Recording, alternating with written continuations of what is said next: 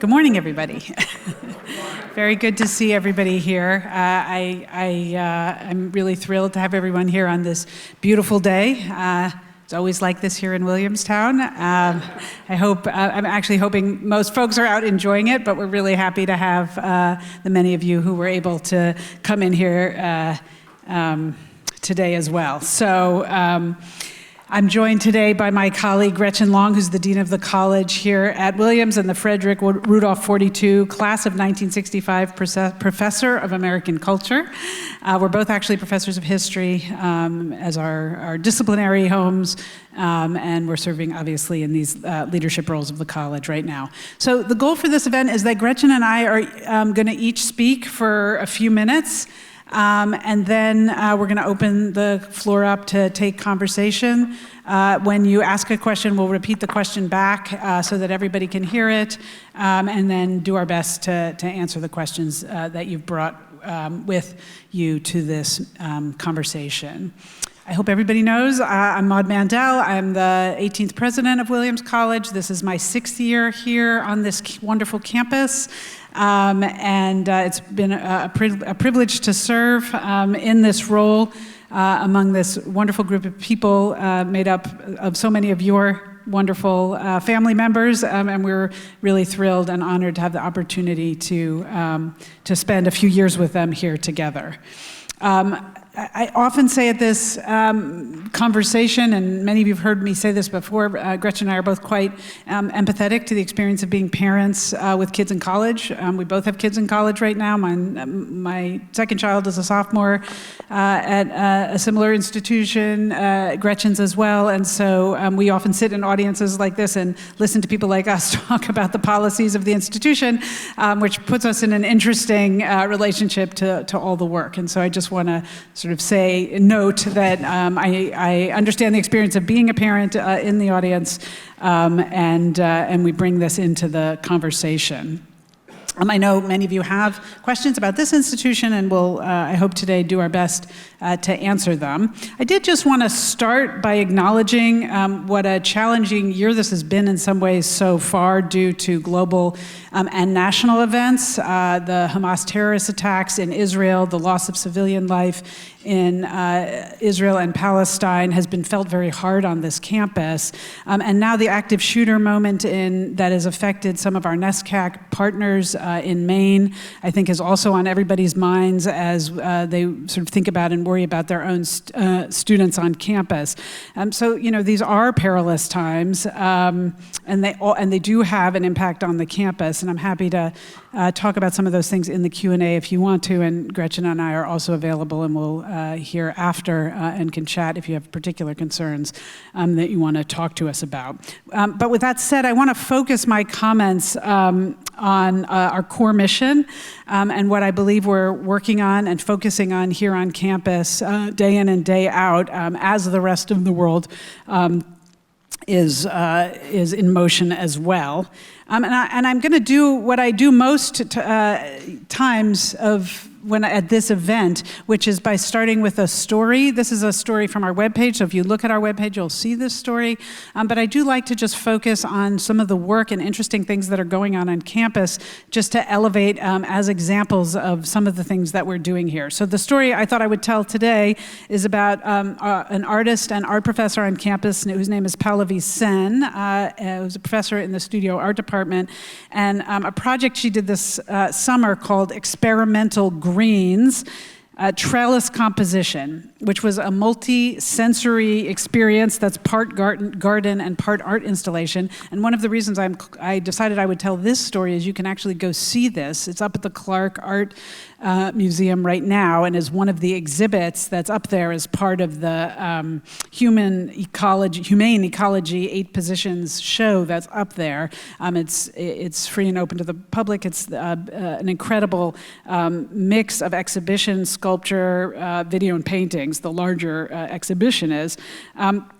But Pallavi Sen's garden was put together this summer with the help of 3 Williams students, and you can read about them on our webpage, who spent their time helping create the garden and then providing full-time care of the assortment of plants and flowers and vegetables, expanding their knowledge of horticulture, documenting what they learned, and participating in this work that is a combination art and ecology, science, and public engagement. And I really like to focus on these single stories because I think they highlight some pretty core realities about Williams. I could have selected many more, but that is first the focus on interdisciplinary scholarship. That is bringing students together who are working on and thinking, in this case, about the environment and art. Again, as an example of the kinds of thinking we're trying to encourage across the campus. Independent research, so really fostering students to be thinkers on their own and empowering them to do so by working with faculty and in classroom and outside of classrooms on that work. The faculty-student partnership, this is, again, an example, but there are so many of very small individual and small group relationships where faculty work closely with students on the work in this highly collaborative environment. To me, that is really what makes Williams a remarkable place. It's that faculty-to-student relationship. If your students, how many of you are first-year parents here in the room? Okay, great. So, and welcome to Williams again. I know I've had a chance to chat with some of you in other moments. If you're just starting your journey, those relationships may not be fully formed. Your student may not have found that professor yet who's going to be the one person that really sparks their honors thesis or their ongoing relationship. But I hope you will actually encourage them every semester to get to know a faculty person and to take advantage of that, the reality here that it's easy to do so. I just had one of my own, I have advisees every year, and I was just meeting with one of my advisees, and I asked her, have you gone to office hours yet? And she looked quite nervous and at deer in the headlights. She's like, no. And I said to her, consider going. And if you don't know why you're going, if you don't have a question about the class or the course material, why don't you ask the professor how that professor became an art historian or a chemist? What was their path? And what I always say to students, some of you may have heard me say this before, is everybody loves to talk about themselves. So if you go to office hours and reverse the narrative, not I'm here for you to help me, but I'm here because I want to learn about you, you open up a conversation that begins a relationship. And those relationships at Williams are ones that are, as opposed to in places where the faculty are spread thinner, those are relationships here that students can really pursue and grow and develop. And if you sort of do that over a number of years, you have a nice, wonderful team of people that is supporting you and helping your education. So I hope you're beginning to see that in your students, and if they're not doing it yet, that you encourage them to do that. We, of course, attract very talented students to William, and our goal is to take that talent and to train it and to discipline it so that they can begin to figure out how to develop the expertise, the skills, and the abilities for their own post-college time.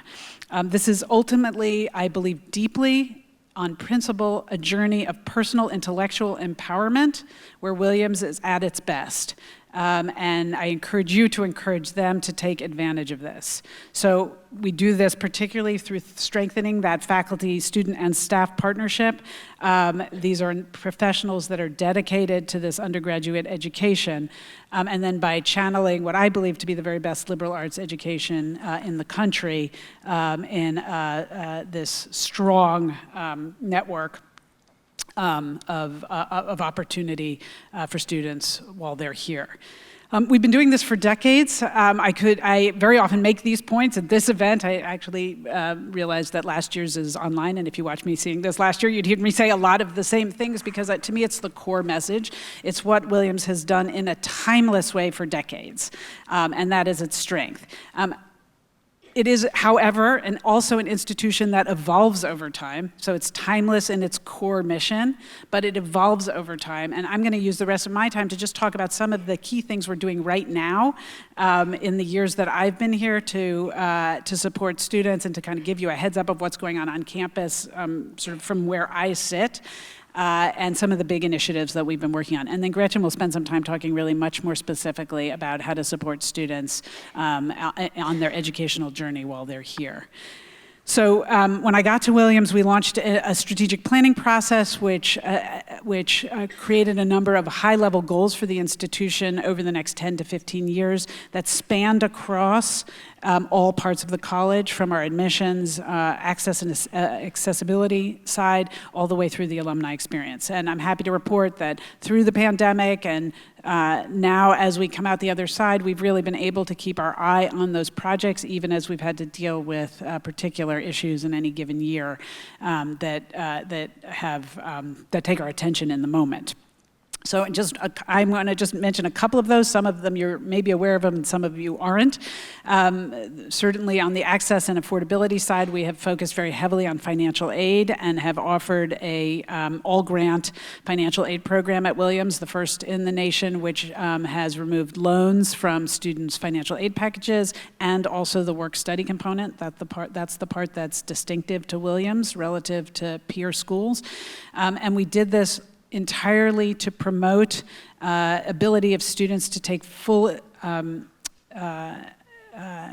take full advantage of all the opportunities when they're on campus, no matter what their backgrounds and no matter what the financial position of their families. So the goal was really to eliminate barriers for aided students to participate fully in campus life. And the early data of this that has come from chatting with students, and I'm sure has affected some of the folks here in this room, is that it has made a difference. It has reduced the number of hours that students feel.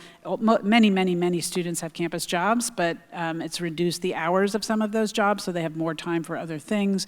It's allowed students to take advantage of summer earnings, of summer jobs with lower or no paid components to those jobs, and has reduced some of the burdens on families around particularly the loan front. So we're pretty excited about the initial feedback of this program. We'll continue to track it, of course, but has really been a way for us to continue to lean into what has been a long history of Williams, actually, of trying to expand financial aid support and to attract all students to Williams who have earned a place here and not have financial barriers stand in the way.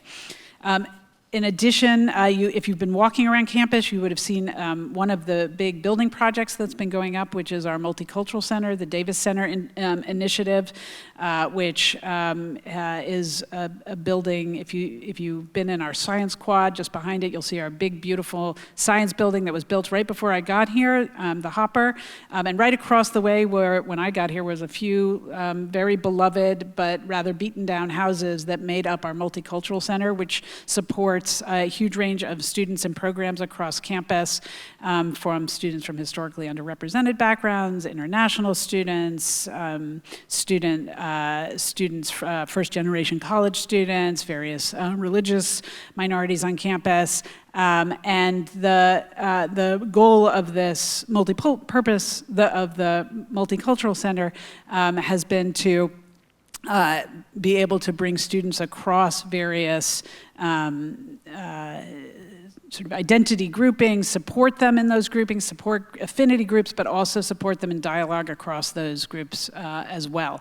That project is close to completion, actually, the building project, and I've had a chance to tour it. It's, I think, going to be a really beautiful addition to the campus and provides a lot of gathering spaces and kitchens, for example, where students can come together and build community and work with each other on all kinds of projects. So that's something that we have been able to keep moving despite, as I say, the pandemic, and I look forward to celebrating the opening of that center in April. In addition, we have a couple of other projects that I really wanted to mention here, some of which are really going to affect almost every student on campus, but that are basically getting off the ground now. So there's a big focus in our strategic plan on student wellness, broadly defined, on mental and physical well-being, which is really a core value of Williams. One of the things we like to think we do here is to help students think about how to live well. And we believe that one of the ways you live well is through the life of the mind, what you study and what you learn, which brings joy and satisfaction in one's life, to be a lifelong learner and expanding one's approach to knowledge and everything we know, but we also believe that to do that well, we have to take care of ourselves and be resilient in the face of challenge, and to be physically strong, and to take care of our bodies and minds. And that's really been wound into Williams for a long time. Williams still has a physical education requirement as part of its graduation requirement. That's been part of the Williams curriculum for over 100 years, so it's deeply wound into the ethos of the school. We obviously have a large number of varsity athletic teams here, which are part of the long history of the institution as well. And we have a wonderful outing club that has 800 student members signed up. If you think about the size of the school, that's quite notable, which takes students out for mountain day and on hikes and skiing during winter study. And of course, we're in this beautiful location where we really want to encourage people to take care of themselves in the environment. We also have a very large integrative well-being center which focuses on providing mental health support for students. And as part of the strategic plan, we've been thinking both of these things have been important to Williams for a while. And in fact, the mental health support has built up even quite dramatically since I've been here. So they've been part of Williams for a long time, but you won't be surprised to know that something that's core to an institution doesn't necessarily mean that it's always gotten all the attention it needs to be in the best position possible. And we know, and those of you, how many of you are parents of sophomores? Okay, so fewer than the first years, but you'll know that last spring, one of the things that happened was our field house, which is where a number of our student athletes and non-athletes use for all kinds of purposes, ended up being closed due to some structural issues. We knew we were going to have to work on that building. It came up a little faster than I was expecting in my strategic work, but we have now closed that building. We're going to start dismantling it in right after homecoming, so it's a couple of weeks, and then we are building a multi-purpose resource center, which is going to be down by the soccer fields. That's going to serve as an interim field house, and probably eventually an indoor tennis. We're not entirely sure yet, but eventually we'll head in that direction as we build a more permanent solution to the field house and other athletic support in what we're sort of right now calling an athletic and wellness complex. I don't yet know all of the contours of that, but the board recently approved funding coming out of a wonderfully generous gift from one of our alumni to fund a program study to continue to think what this new facility will look like. I tell you this, that project's going to take a long time, and for most of you who are here, the final athletics complex that is eventually built will be long after your students have graduated from this institution.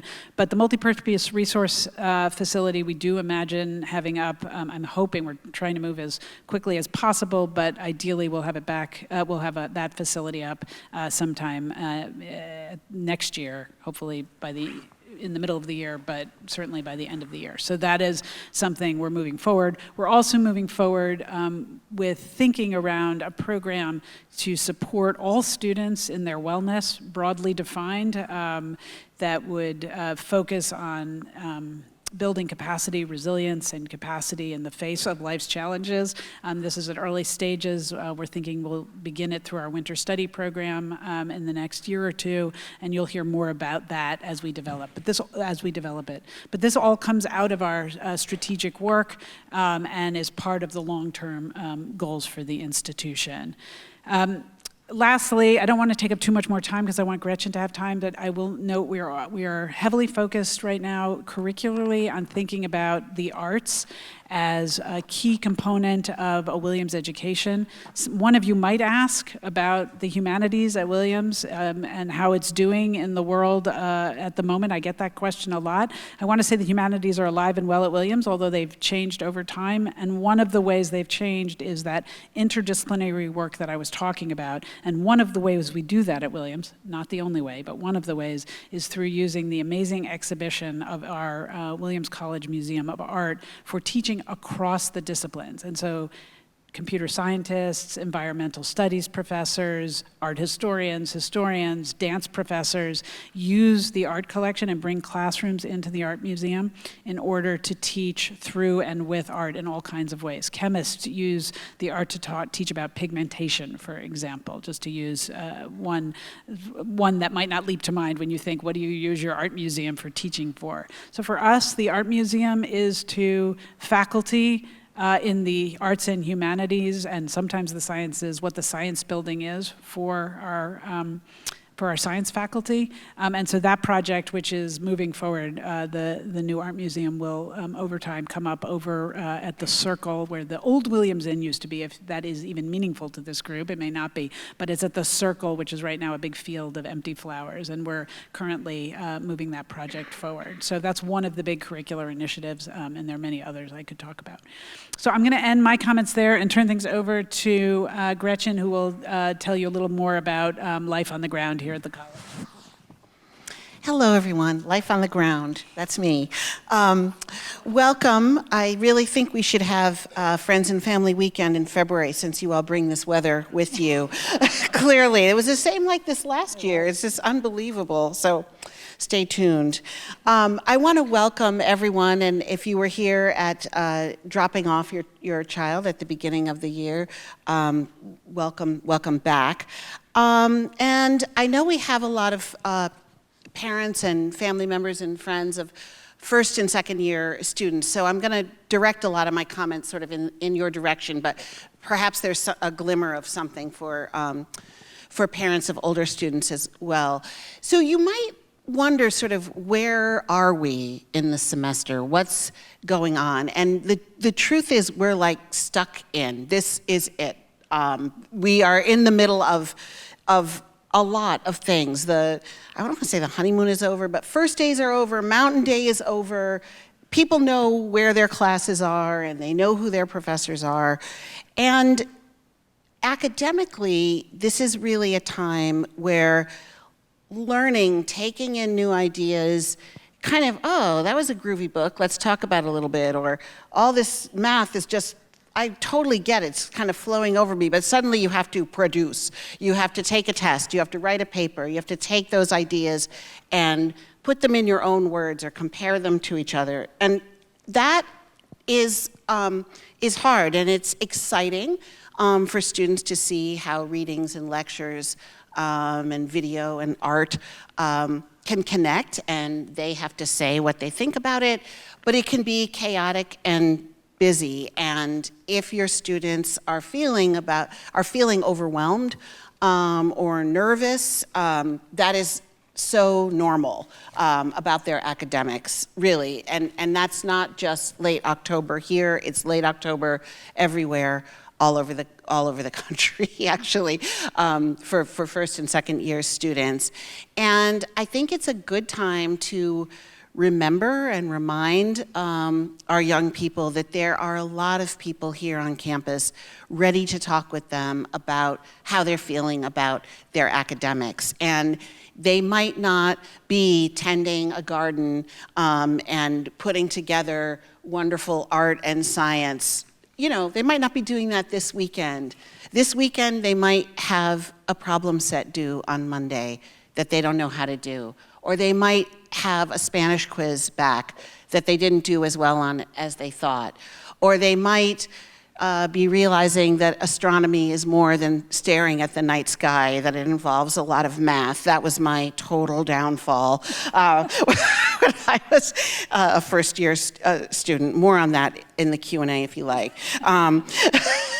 So it was a rude awakening for me. I don't know what I was thinking. But there is hope, even for me, there was hope for astronomy, and there's hope for your student if things are feeling overwhelming academically. And the first place to go for them is the faculty.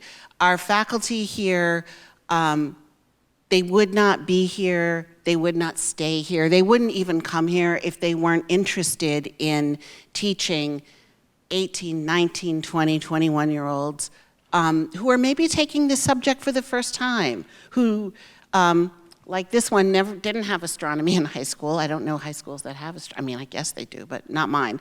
Or what have you, art history or statistics. A lot of those subjects are new for students, and our faculty here really do want to meet them where they are. So go talk to them, which, like most advice, is really easy to give, right? But like hard to follow. What does that mean? Go talk to your faculty member. That was a great idea. But if you're struggling, it can be really hard to go see your professor. As I know from my astronomy experience, super, super hard. You know, maybe you didn't do well on the test. Maybe you missed 2 classes because the class is at 8:30 in the morning, and you can't possibly go back. In fact, you're never gonna go back. Maybe that paper that was due a week ago, you never turned in and you're too ashamed of yourself, and you know, it's okay, all is not lost. You know, really there's all of those things faculty have heard before, and it's not like there'll be 0 consequences, but probably here in October, you can dig yourself out. You know, there are a lot of resources, you can certainly try. And our faculty are going to be walking that road with you, trying to dig yourself out. So if anyone has any students who might be in a little bit of hot water, please do encourage them to go see faculty. I think if that's too much, or even alongside that, we have a lot of academic resources here. There's a writing center, there's a math resource center, there's a resource center for students taking economics, which a large percentage of our first year students do, and they have their own tutoring program. Those are all based on the 4th floor, which feels like the 2nd floor of the library, and so, you know, maybe your student can walk you up there and show it to you, and then they can go there themselves tonight, on a Saturday night, or next week after you've cleared out. But that is just a few of the kind of academic resources that we have. And I think it can be a bit of a shock for our students, because all of our students did really, really well in high school. They really did, and most of them did well in most of the things that they took. And they probably didn't have to ask for, or maybe some did, but a lot of them have not been in the situation of saying, I need help, I don't understand.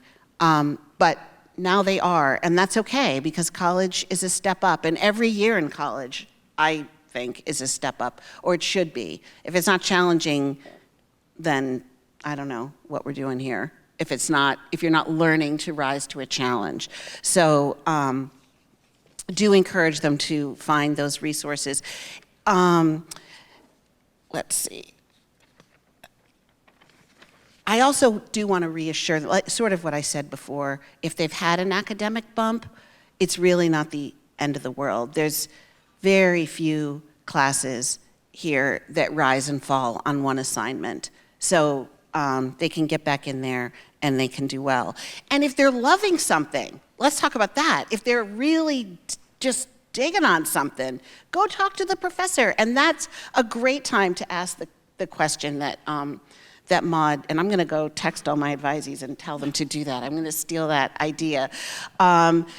You know, who knows? They might be able to be a research assistant. They might be able to hook something up for this summer. If not this summer, the next. It's always good to put your hand up here and say, I like this, you know? And that's a wonderful thing to write about in a letter of recommendation. This student came to me in their 2nd year and said, I like this. Tell me more. What should I take? What kind of job might I get that involves, if not this subject, the kind of thinking and doing that I'm doing in this subject, if that makes sense. So I will say, when we talk to seniors, a lot of them we do like an exit interview or a survey, and a lot of them wish they had reached out to resources earlier than they did, and a lot of them talk about a connection they made with a faculty member or a staff member that really has carried through, even if they didn't major in that thing, but something that the intellectual excitement and the curiosity that they got in that class has carried them into who knows what. I mean, I don't have a crystal ball. I don't know what's going to happen with your kids or my kids, but having experienced a kind of Winnie the Pooh says, an idea gets you, is a wonderful feeling, and something we hope that they'll replicate throughout their lives as they move forward as curious and informed citizens. So the next thing I want to talk about is next week they'll be choosing their second semester classes. That's where we are, or putting their hand up of what they want to take and hoping that they get into every single thing that they want. And, they might be fussing that they haven't figured out what they want to major in, or the thing they thought they wanted to major in they don't want to. In fact, they never want to take that again. All that's fine. We have lots of classes to take. And I would just, you might ask, what are you thinking about for next semester? And it doesn't have to be sort of phrased in terms of what subject they want to take, but what kind of thing do they want to do? Do they want to do something where they're working like with their hands, a studio art class, or a class with a lab where they're doing something? Do they want to, I guess they can't pick up a foreign language second semester, but they want to think about that for next year. Do they want to do something where they're watching films or reading novels? You might think about it that way instead of subject by subject, and it's really okay if they don't see the arc that they'll be on. That's totally fine. I will say, I think, and I would encourage them also, try a tutorial. Try something that they haven't done. A tutorial can be a scary thing for a student early in their career. That is our class where usually with one other student, it's just 2 students and a professor, and every other week you write a paper, and every other week you write a critique of your partner's paper, and the 2 students and the professor have a conversation for an hour about whatever the subject was. A lot of students wait till they're seniors to do that, or juniors. We have a whole slate of tutorials that are pitched at first and second year students, and I will say as a professor, those are super fun to teach. And it's, you can't hide. You're right there. You can hardly even be late, because they can't start till you get there. And it really is a way that students totally invest in a class and have to really engage with another person's work, another student at their same level.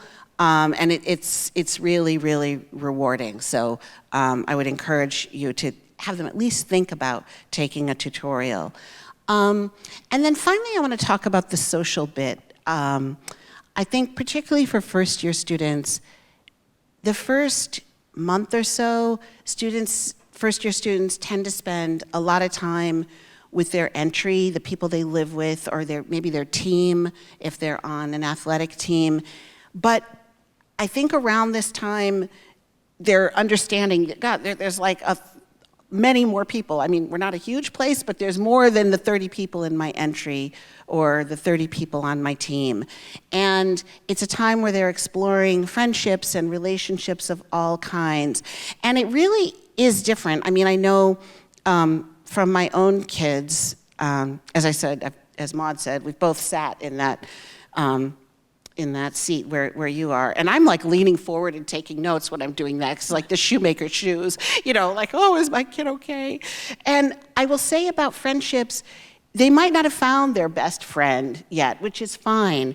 And it's so different than in high school where friendships happen, it's a little more structured, like people are in your neighborhood, or they live in your building, or you see them all day in school, and you have done since you were, 6 years old, or their parents are friends with your parents, or what have you. And here it's a little more of a free-for-all, and for most students, it's a much more diverse and, in the Berkshires, cosmopolitan experience than many of us grew up with. And they're meeting people who, on the face of it, don't have a lot in common with them in terms of background or experience, but we provide like such a buffet for them to get to know each other and explore things together, and that really is a wonderful way to make lifelong friends. And so even if it hasn't happened, just encourage them to get out there, join a club, do something, go for a walk, sit next to someone in the dining hall. There's all kinds of ways to make friends, and Williams students are a friendly bunch in my experience. So I think I will say, even though I said we're sunk in and like everything is happening and it's chaotic and busy, it really is also really early days. We're halfway through the first semester of a lot of their first year. So there's a lot in front of them. There's a lot to look forward to. And I'll say that I and my whole team is really looking forward to getting to know your students better. And we just can't wait. I'll leave it there. Thank you. So now we'd like to open the floor to questions from folks in the room. And again, if you could just say your question loudly, and then we'll repeat it as well so that folks who don't have microphones can hear it. So we'll open the floor. I see a hand in the back there. Yeah. Yeah, so they're going to be signing up for their classes. The tutorials that are offered, are they in the course catalog, or how do they know what's available? So just to repeat, you want to repeat the question? Sure. So the question was, when they're signing up for classes, which starts, I think, on Monday, how do they find the tutorials in the course catalog? Well, they're listed, they have a T after the number, but you can also search for that category within. You can say to the course catalog, show me all the tutorials, and they will all come up. And there are tutorials not just in humanities, but also in sciences. So there is a way to limit the search for that is more obvious than I'm making it sound. Thank you. Another question. There we go. Thanks. Hi, this is a comment, if that's okay, more than a question. So my husband and I, we have 3 sons, upperclassman here, a senior, a boy who just graduated from Northwestern, and our youngest is at UChicago. And what I will say is, looking across the schools, we've looked at a lot of schools, Williams is unique in creating a community. And I would just say, having been involved now through our sons' views at schools, really everything you can do to embrace the mental health aspects of Williams, because you do so well at creating a community, do that. It's really important, and it bears fruit. So that's my comment. Thank you very much. So maybe folks heard, thank you for the compliment about building community here and the importance particularly of strengthening mental health support as we continue to do that. I appreciate that, so thank you. I also just want to note that you know, I think when people look at colleges and universities, and people like me often talk about the Williams community or the Northwestern community or the Chicago community, and the truth is we're many communities. Actually, we are working all the time to try to figure out ways that we're one large thing, but we're also actually a lot of subgroupings defined in many different ways. And you know, one of the things I think we try very hard to do here is to support students in however they define and find community, to also have support there. And one of the ways, of course, is making sure they feel and have the kind of supports they need as individuals of the kind that you're noting, but also as in their subgroups, whether it's with supports from our chaplains or our deans or the folks that work in the Diversity, Equity, our Davis Center, our multi-purpose center that I was, our multicultural center that I mentioned before, or frankly, our academic communities. And I want to not leave that out, because I actually think a lot of what happens at Williams is also connections in the classroom that are friendships, but that are fostered through thinking and learning together. And so I just want to say, I guess what I want to say is that that faculty to student ratio, which then is also really heavily supplemented with a very robust staff component is partly what we're doing sort of behind the scenes to foster and help students find those communities. I'm just going to piggyback on that really quick by introducing two people.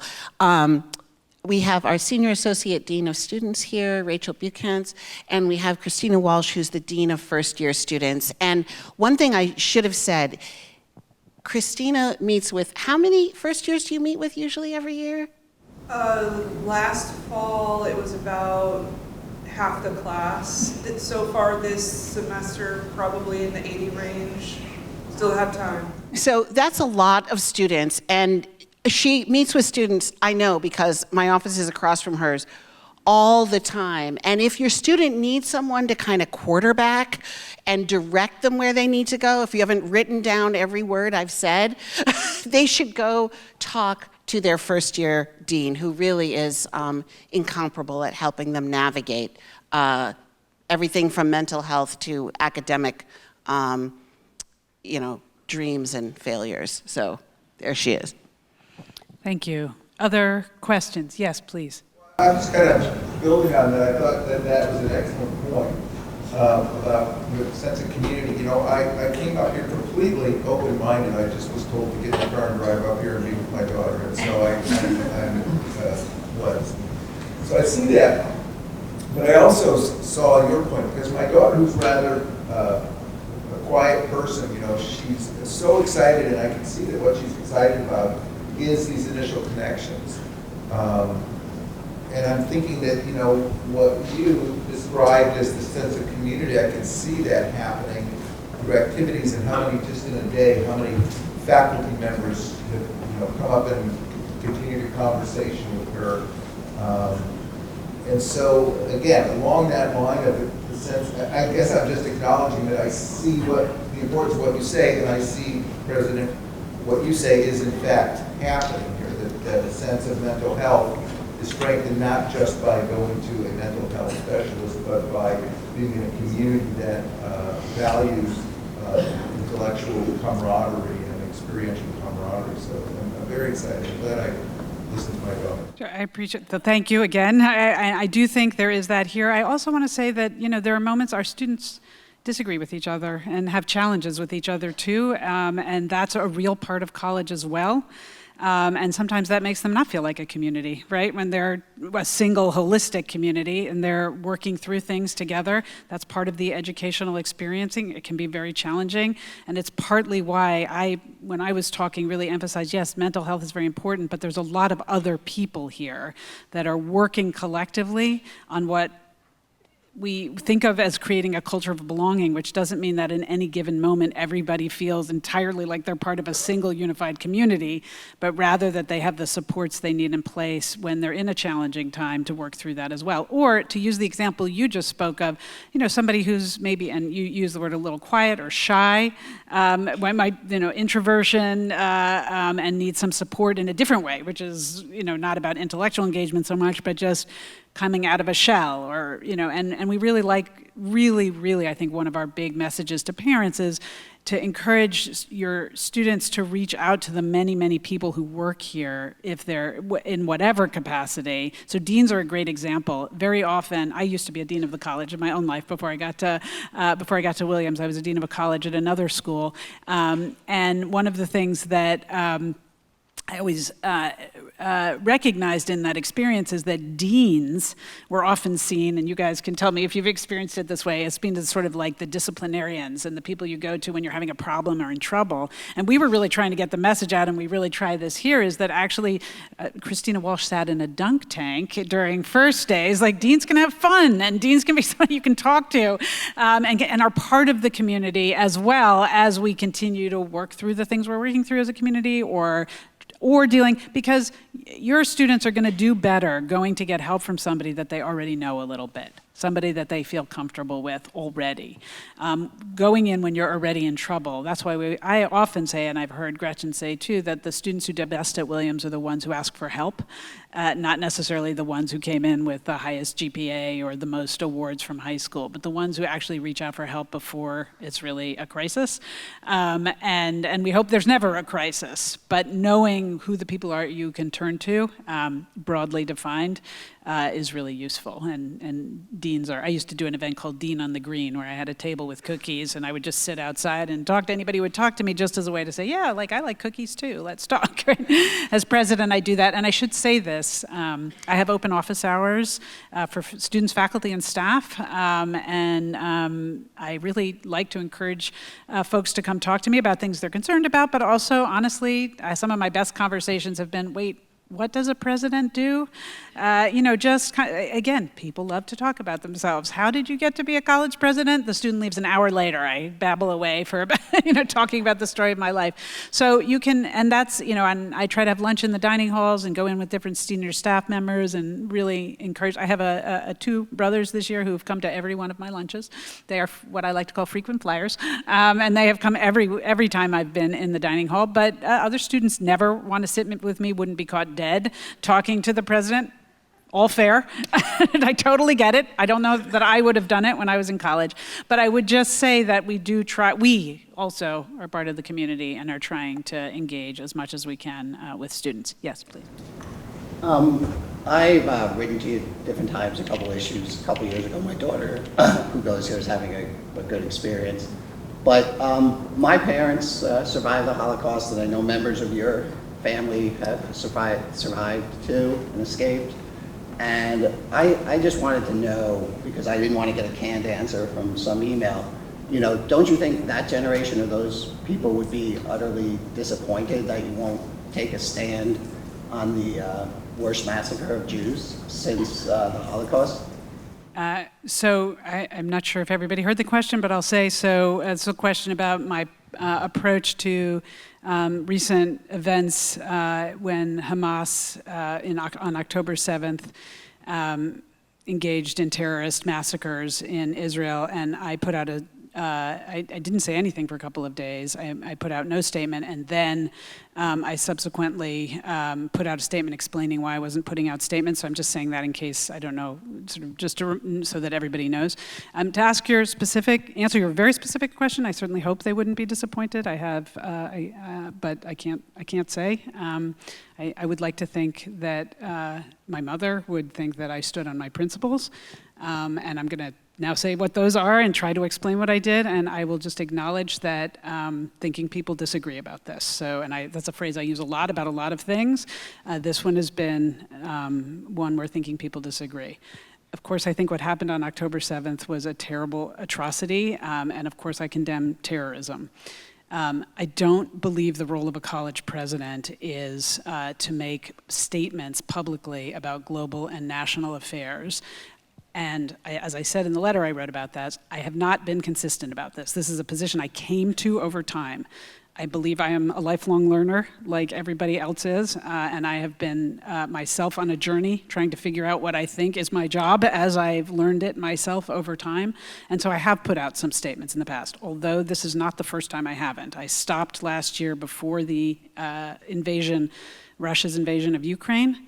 And I stopped at that point. I didn't put out a statement, although many other college presidents did at the time, and although there were people here who wanted me to. And I didn't then, for the same reason I didn't here, which was that I really believed that our job is to teach students how to think, not tell them what to think. Even if I have very strong moral clarity, actually, I think they need to use their time here to figure out their truth and to figure it out for themselves.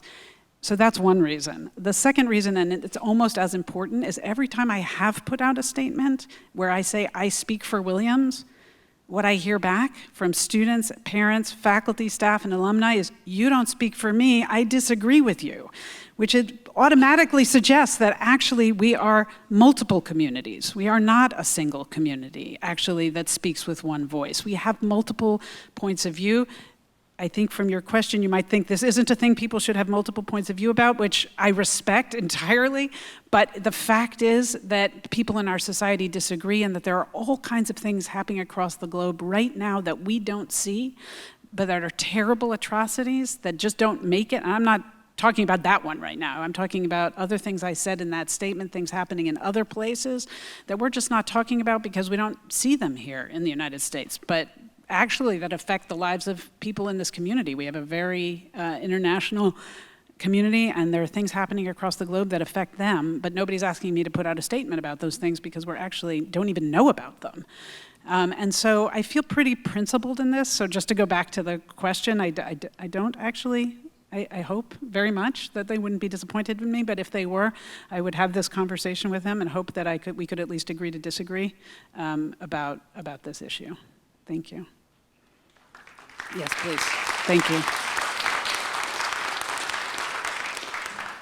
My husband and I are this rare commodity of parents of senior, and we did not come the first 3 years because we had COVID. Welcome, welcome, welcome. Welcome, welcome, welcome. Never too late to be. And the first thing I want is a quick comment to thank you for creating a community at this college, because there weren't a lot of places that students could go to and continue learning during COVID in a community.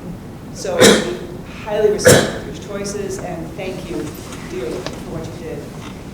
The question I have is how you feel that experience of going through COVID has affected students over the long term. And that probably concerns everybody, because they could be freshmen that were affected when they were in high school, or they could be seniors that were affected here at Williams.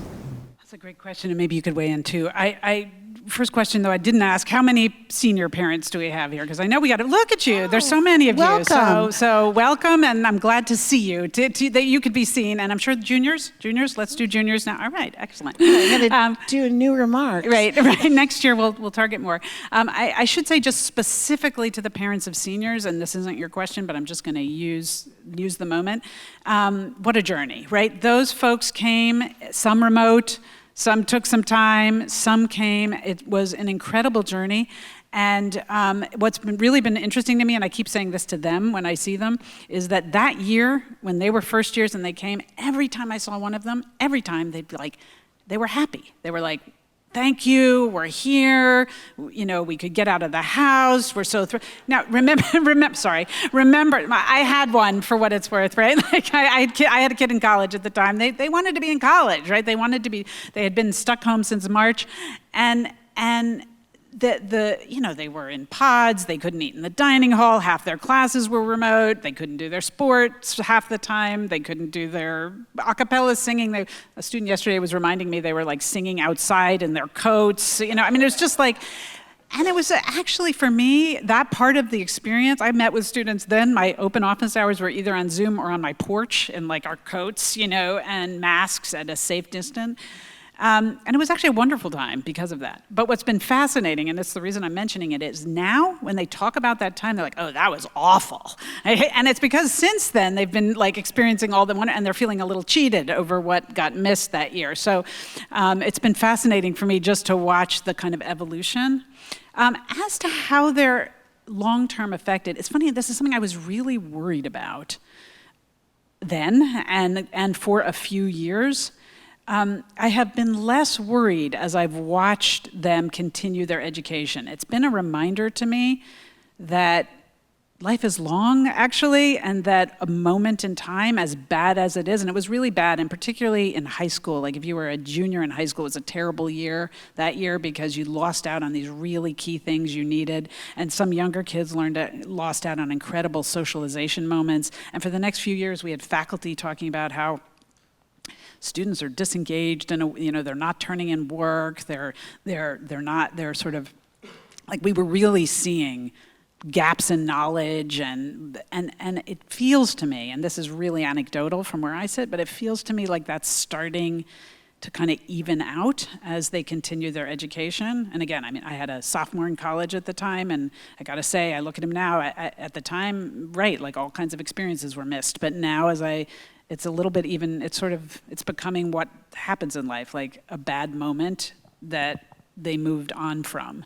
I'm sure that's not true for everybody, and I'm sure you all have experiences where you could say, not for my kid or not, but broadly as a society and as a school, that's sort of my sense. Do you have other thoughts? Slight dissent. Okay, excellent. Thinking people disagree. Go ahead. I worry a lot actually about younger kids who, my brother's an elementary school teacher, and I think we do have a whole crop of kids who miss some pretty crucial learning and socialization stuff in the sort of middle grades. So I do worry about that, and I think there's going to be a lot of catching up to do for high school teachers. I think have their hands full now, sort of teaching ninth grade and 10th grade, and yeah, I think about these seniors a lot because their freshman year too was probably a little odd. A lot of them didn't have a high school graduation, and I think the ways that they marked their time sort of go in through late adolescence has really been affected. I do think they're, often rising up, but also there was a lot of news about a lot of death. Even if they didn't lose someone, a lot of them knew someone who lost someone to COVID or couldn't go to grandparents' funerals and that kinds of thing. So I do think there was, like for all of us, it's been a sobering few years, and maybe I do think that will stay with all of us, and they experienced it at a time when you are beginning to reflect on things in a more adult way, and I don't know for better or for worse, but I do think they got hurried into that part of their development maybe a little early. There's a question there. I just want to circle back for a second and echo the great comments about creating community, as you and your colleagues have, about the importance of mental health. I think my daughter knows Dean Christina. I know she knows, she's a teacher, she knows Dean Nina, so it's been very, very helpful. I too have 2 older children. One went to NASCAR school, one didn't go to college, but I don't remember FERPA being part of the equation, and that's come up a little bit, and I suppose I could read about it on the internet. I think I've tried once or twice. So if you don't mind doing a little President Dean translation for us about kind of where we can be involved and where we can't in your interactions with students on that front, that would be. Okay, do you want to, just to repeat the question, thank you again about the comments about community. The question was about FERPA, which is the legal landscape in which we operate the college around students' rights to privacy, actually, and access to information about them. Some of you may be more or less aware of it, but actually your students are protected, unlike when they were in high school, and once they hit our campus and are 18 years old, they are actually have legal, I'm trying to make this as simple as possible. They have legal right to their own information, and it's not actually parentally accessible except under certain circumstances. So do you want to say more? Yeah, so what that means on the ground is, if you call the dean's office and ask, has my child been to the integrative well-being center, for mental health resources, we won't tell you, even if we know. If they want to know, if you want to know, did they pass their calculus test, we won't tell you.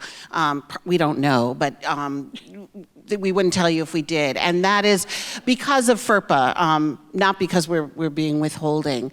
And I will say, if something really bad happens, like, not they went to go see a therapist or they failed a calculus quiz, we will be in touch if we feel we're dealing with an emergency. But otherwise, FERPA sets pretty strict guardrails there for privacy, and I have seen a lot of circumstances where that's really good, and it gives the students a certain freedom to seek the help that they need, and they might not be ready to open up about that to their families. We do encourage them, though, to share things with their families, and to try to tell them that, the more people who love and support you, who know about this, the better, who can kind of shore you up. But they also do it in their own time. So I'll just say one last thing. I know we're out of time and folks have other things to get onto, but I'll just, at a higher level, I will say philosophically, we really like to treat students here like the young adults they are becoming. And so just in general, I would say broadly speaking, if you have a concern about the college or what's happening with your student, the very first approach I would recommend is telling your student to come to those office hours, come talk to a dean, advocate for themselves, get the help they need. We are really, and FERPA is a kind of a legal protection, but it's even at a first order. We really want to help them become the advocates for themselves that we know they're going to go on and be for the rest of their lives. And of course, they have family who are supportive, and they should bring that family along with them, as is relevant and helpful in a particular case. But we're part of that process now, which is moving them into their adult selves, and this law is part of that infrastructure. So I think on that note, I do know we're out of time, and you probably want lunch, and you want to go see, those of you who don't have them here, your students. But can I just thank you? We are a community, and so many definitions of the term. It's wonderful to have you as part of it. So thank you for being here, for supporting your student, and I really hope you have a wonderful time over the next few days. Thank you all.